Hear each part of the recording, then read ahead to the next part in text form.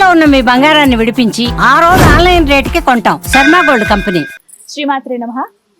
ప్రస్తుతం మనం శ్రీ శ్రీ శ్రీ ఆనంద శివకామేశ్వరి సన్నిధానంలో ఉన్నామండి. ఇక్కడ శ్రావణ మాసం సందర్భంగా విశేష కార్యక్రమాలు, పూజలు అయితే జరుగుతున్నాయి. వీటికి సంబంధించి ఒక వీడియో కూడా నేను మీకు అందించాను, చూడండి. ఎంతమంది మహిళా భక్తులు ఇక్కడ పాల్గొన్నారు, అమ్మవారి సేవలో తరించారు. ప్రస్తుతం మనతో పాటు ఉన్నారు పీఠాధిపతులు శ్రీ శ్రీ శివకామేశ్వరి ఆనందమయ్య అమ్మ.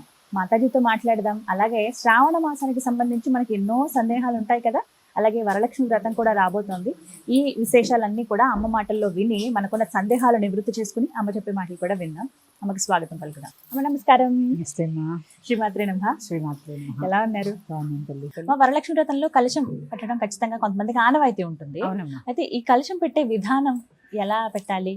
కలశం అంటే వ్రతం పూర్తయిపోయిన తర్వాతి రోజే కదిపేయాలా? కదిపిన తర్వాత అసలు ఆ కలశాన్ని ఏం చేయాలి? ఆ కొబ్బరికాయని ఏం చేయాలి? ఆ రవిక బట్టని ఏం చేయాలి? ఇవన్నీ వివరించండి. వరలక్ష్మి వ్రత కల్పంలో కలశం చెప్పాను కదా, ఆవు పేడతో అలకాలి. ముందు ఏ స్థలంలో అయితే మనం పూజ చేయాలనుకుంటున్నామో ఆ స్థలంలో మళ్ళీ కలశం పెట్టిన తర్వాత దాని చుట్టూ మనం ప్రదక్షిణ చేసేలా ఉండాలి. ప్రదక్షిణ చేయాలి అంతే కదా. చారుమతి మొదటి ప్రదక్షిణ చేయగానే ఖాళీ ఎందుకు గల్లు గల్లు అని గజ్జలు వచ్చాయని ఫోటో ఎలా అని ఆలోచిస్తాను. ఇంకా ఫోటో పెట్టాల్సిన అవసరం కూడా లేదమ్మా. కలశం ఉంటే అన్ని ఉన్నట్టేమమ్మా కదా. కరెక్ట్. అది అందుకని నేను ఇప్పుడే అదే చెప్తున్నాను. నిరాకారతత్వమే మన ఆధ్యాత్మికత. నిర్గుణమే నీ గుణము కాదా ఓ శివ, ఎందుకయ్యా ఈ తతంగమంతా, అంతయు నీవై ఉండగా ఓ శివ, ఎందుకయ్యా తోలు బొమ్మలాట, నింగి నిప్పు నేల గాలి భూమి నీవు, ఎందుకయ్యా నీకు అభిషేకము. ఎందుకు అంటే నేను నీ వాడనని నిన్ను నాలోగని కనువిప్పు కలిగించుటకు నేము. ఎందుకు ఇవన్నీ అంటే నువ్వు నాలో ఉన్నావు, నేనే నీ వాడని. అందుకని ప్రాథమికత ఇదంతా. అందుకే ఆయన మీద ఏం నీళ్ళు పోసినా ఆగవు, ఉన్నది అదే. అది తెలుసుకోవడానికే ఇవన్నీ. కానీ మనము ఏం చేస్తున్నామంటే ఇక్కడే ఇక్కడే ఇక్కడే మన చుట్టూ ఒక గిరి గీసుకుని ఇదే ఆధ్యాత్మికత, ఇదే భగవతత్వం అనుకుని ఇక్కడే ఉండిపోతున్నాం. ఇది దాటి చాలా ఉంది.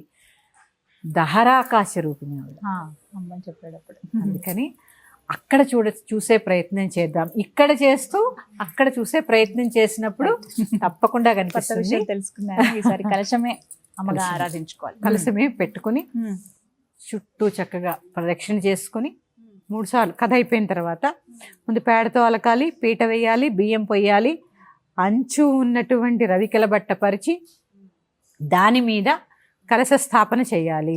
కొందరికి బియ్యం పోసే అలవాటు ఉంటుంది, పోసుకోవచ్చు, వాళ్ళ ఇష్టం. కొందరికి నీరు పోసే అలవాటు ఉంటుంది. ఎందుకు ఇవన్నీ?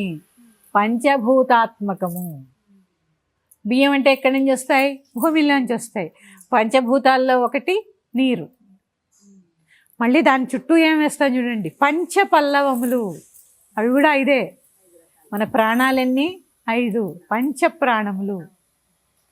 అమ్మ ప్రతీది మనకి అన్ని ఇంటర్ రిలేట్ అయి ఉంటాయమ్మా. కరెక్ట్. పంచపల్లవాలు ఏర్పరిచి ఖచ్చితంగా ఏర్పరచాలి. పంచపల్లవాలు కొబ్బరికాయ పెట్టి, ఒక రవికెల బట్ట పెట్టి, దానికి బొట్టు పెట్టి, పసుపు గణపతిని చేసుకొని ఆరాధన చేసుకోవడమే. ఆ కలశంలో మనం మామూలుగా గంగాజలం ఉంటే గంగాజలం, అన్ని అన్ని యొక్క నదుల్ని అందులోకి ఆవాహన చేయాలి. చేసిన తర్వాత కలశం ఏర్పాటు చేసుకున్న తర్వాత పూజా విధి విధానాలన్నీ కూడా చక్కగా చేసుకోవాలి. బట్టకి రంగు ఏమీ ఉందా అమ్మా? మన ఇష్టం అమ్మా. ఒక నలుపు తప్ప, ఒక నలుపు బూడిద రంగు తప్ప. అమ్మవారికి ఎక్కువగా ఆకుపచ్చ అంటూ ఉంటారు, ఎందుకంటే సస్యశ్యామలం. ఇక్కడ మనం తీసుకోవాల్సింది ఏంటి? ధాన్యలక్ష్మి. సస్యశ్యామలం అంతా ఆకుపచ్చ కదా, ఆహారం వస్తున్నదంతా పచ్చటి చెట్ల నుంచి కాబట్టి పచ్చదనం. లక్ష్మి అంటే పచ్చదనం, సుభిక్షం. అందుకని అట్లా అది పెట్టుకొని చక్కగా విధి విధానంగా పూజ చేసుకోవచ్చు. ఏది ఉన్నా లేకపోయినా కావలసినది ఏంటయ్యా అంటే భక్తి భక్తి శ్రద్ధ, ఇది చాలా ముఖ్యం. ఏవీ లేవని చింతించకండి, ఉన్న దాంట్లో తృప్తిగా చేసుకోండి. ఇక పూజ అయిన తర్వాత కలశాన్ని ఏం చేయాలి? ఇది ఒక పెద్ద సందేహం. కొంతమంది ఏం చెప్తూ ఉంటారు, లక్ష్మీదేవికి ఉద్వాసం చెప్పకూడదు అంటూ ఉంటారు. కానీ కలశాన్ని అయితే యథాస్థానంలోకి మనం తీసుకొస్తాం కాబట్టి చెప్పి ఉద్వాసం చెప్పి కదిపి ఆ కొబ్బరికాయని అలా పెట్టి కొలబెట్టేయకుండా ఎండబెట్టేయకుండా స్వీటే చేసుకోవాలనే నియమం లేకుండా దేవుడికి చూపించి కొట్టి ఏదైనా చేసుకుని తినేయండి. భుజించడం ముఖ్యం. భుజించడం ముఖ్యం. ఆ రవిక బట్ట కుట్టించుకొని వేసుకోవచ్చమ్మా? కుట్టించుకోవచ్చు, లేని పక్షంలో బీరువాలో దాచుకోవచ్చు. లక్ష్మీదేవిని ఆవాహన చేశారు దాంట్లో. ఎంత పవిత్రమైన తల్లి, చక్కగా బీరువాలో పెట్టుకోవచ్చు లేదా పూజ చేసుకోవచ్చు, అది మన ఇష్టం. మన ఇష్టం. ఏమీ పెద్దగా ఇది ఒకటే విషయం, భక్తి స్థానంలో భయాన్ని నింపవద్దు. లేదు, పూజ చేస్తున్నప్పుడు ఏదో చెయ్యి తగిలి ఏదో పడిపోయింది, దానికి ఏమో అయిపోతుందేమో అనుకుంటే ఎలా? అవుతూ ఉంటాయి, అప్పుడప్పుడు అవుతూ ఉంటాయి. మనం మనుషులం కదా, చిన్న చిన్న తప్పిదాలు అవుతూ ఉంటాయి. ఆవిడేం కోపగించుకోదు. పొరపాటున ఏదో తగిలింది ఏమనుకోండి, మళ్ళీ ఒక్కసారి. అందుకే మధ్యలో ఆవలింత వచ్చినా లేవాల్సి వచ్చినా కుడి చెవుని పట్టుకుని విష్ణురు విష్ణురు విష్ణు అని 3 సార్లు చెప్పుకోవాలి. ఎవరైనా ఇలా చెప్పచ్చు? ఎవరైనా. ఎందుకంటే మన కుడి చెవిలో నదులు ఉంటాయి. కావాలంటే ఎప్పుడైనా ఇక్కడ పెట్టి చూడండి, ఆ సముద్ర ఘోషలాగా అని వినిపిస్తూ ఉంటుంది. ఆ పట్టుకుని పెట్టుకుంటే మళ్ళీ స్నానం చేసి నదీ స్నానం చేసినటువంటి ఫలితం దక్కుతుంది. విష్ణు అని ఎందుకంటారు? విష్ణు అనే శబ్దానికి అర్థం ఏంటి అంటే సర్వాంతర్యామి, సర్వవ్యాపకుడు. ఎక్కడైతే కనెక్టివిటీ కట్ అయిందో ఆయన కలపగలడు మళ్ళీ. అది విష్ణు అనే శబ్దానికి అర్థం. ఎందుకంటే 3 సార్లు పట్టుకుని విష్ణురు విష్ణురు విష్ణు అనుకుని మళ్ళీ ఒక్కసారి ఆచమనం చేసుకుని కంటిన్యూ చేసుకోండి. ఈ విధంగా కలశం విషయంలోనే ఈ సందేహం. ఆ రోజు సాయంత్రమే కదిపేయచ్చమ్మా? శుక్రవారం ఎప్పుడు కూడా కదపకూడదు. ఇది కొత్తగా వింటున్నాము. శనివారము లక్ష్మీదేవి వెంకటేశ్వర స్వామి కలిసి ఉంటారు, కదపకూడదు అని ఏవో కొత్త కొత్త నియమాలు వింటున్నాము. అలా ఏం లేదమ్మా. మరి నేనైతే శనివారమే కదిపేస్తాను. మీ యొక్క ఇంటి సాంప్రదాయాన్ని బట్టి మీరు చేయండి. అలాగే కొంతమంది పొద్దున్న నుంచి సాయంత్రం దాకా ఉపవాసం ఉండి సాయంత్రం పూజ చేసుకునే అలవాటు కూడా ఉంటుంది. వారైనా అంతే, ఆ రోజు కలపకూడదు, శనివారమే కలపాలి. మళ్ళీ సాయంత్రం దీపారాధన చేసి చేయాలమ్మా. చదవాలమ్మా? మళ్ళీ అక్కర్లేదు, పునఃపూజ చేసుకుంటే చాలు.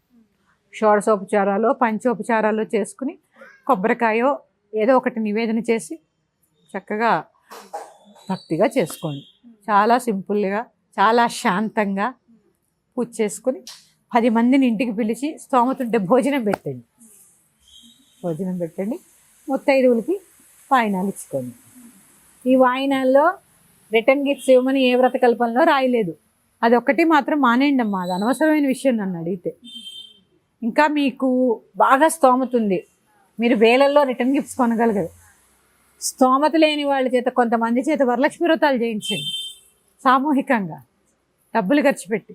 ఎంతో పుణ్యం. ఇలాంటి కార్యక్రమాలు చేయండి, సమాజానికి ఉపయోగపడేవి చేయండి. ఎందుకంటే అమ్మా, ఈ ఆర్భాటమైన పూజలు, ఈ సమయపాలన, ఇంత హడావిడి ఇవన్నీ చూసి కొంచెం మధ్యతరగతి కుటుంబీకులు ఇవన్నీ చేయలేక మత మార్పిళ్ళు అవుతున్నాయి. ఏముంది భరించలేక, అక్కడ ఏమీ లేదు కదా. అందుకని అసలు పూజ అంటే ఏంటి, భక్తి అంటే ఏంటో తెలియజేసే ప్రయత్నం ప్రతి హిందూ తల మీద ఉంది. ఈ సంవత్సరం ఇలా పూజ చేసుకుని అమ్మవారి కృపకు పాత్రలు అవుదాము. శ్రీమాత్రే నమః. స్వస్తి. శ్రీమాత్రే.